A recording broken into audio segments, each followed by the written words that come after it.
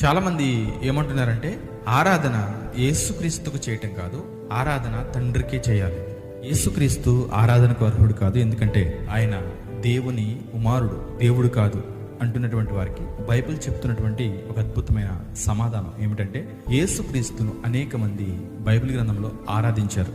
Bible accept చేసింది. యేసుక్రీస్తు ఆరాధనకు యోగ్యుడు కాకపోతే అనేక మంది వచ్చి ఆయనను ఆరాధించినప్పుడు ఆయన నన్ను కాదు తండ్రిని ఆరాధించండి అని చెప్పి ఉండేవాడు. కానీ ఆయన అలా చెప్పలేదు. ఆయన ఆరాధనను స్వీకరించాడు. ఆయన ఆరాధనకు అర్హుడు. ఎవరు ఆరాధనకు అర్హుడు? దేవుడే. దేవుడు కాబట్టి ఆరాధనకు అర్హుడు. సో బైబిల్ ఒకసారి మనం చూద్దాం.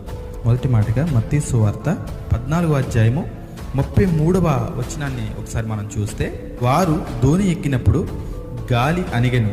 అంతటా దోణిలోనున్న వారు వచ్చి, నీవు నిజముగా దేవుని కుమారుడు అని చెప్పి ఆయనకు మ్రొక్కిరి. ఆయనకు దోణిలో ఉన్నటువంటి శిష్యులు ఏం చేశారంటే మ్రొక్కారు.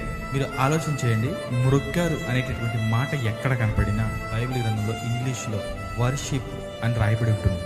వర్షిప్ అనే పదం అక్కడ కనబడుతుంది. ఆరాధనకు యేసుక్రీస్తు యోగ్యుడు అని అనడానికి ఇది ఒక ప్రాముఖ్యమైనటువంటి పాఠము. రెండవదిగా మనం చూస్తే యోహాను సువార్త 9వ అధ్యాయము 38వ వచనంలో, యేసు నీవు ఆయనను చూచుచున్నావు, నీతో మాట్లాడుచున్నవాడు ఆయనే అనెను. అంతట వాడు, ప్రభువా నేను విశ్వసించుచున్నానని చెప్పి ఆయనకు మ్రొక్కెను. ఇక్కడ కూడా ఒక గుడ్డివాడు చూపు పొందిన తర్వాత యేసుక్రీస్తును మ్రొక్కాడు, ఆరాధన చేశాడు.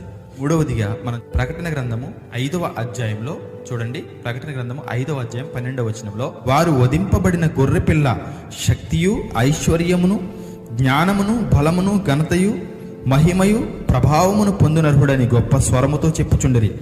అంతటా పరలోకమందును భూలోకమందును భూమి క్రిందను సముద్రములోనున్న ప్రతి సృష్టము అనగా వాటిలోనున్న సర్వమును సింహాసనాసీనుడై ఉన్న వానికిని గొర్రె పిల్లకును స్తోత్రమును ఘనతయు మహిమయు ప్రభావమును యుగయుగములు కలుగునుగాక అని చెప్పుట నేను వింటిని.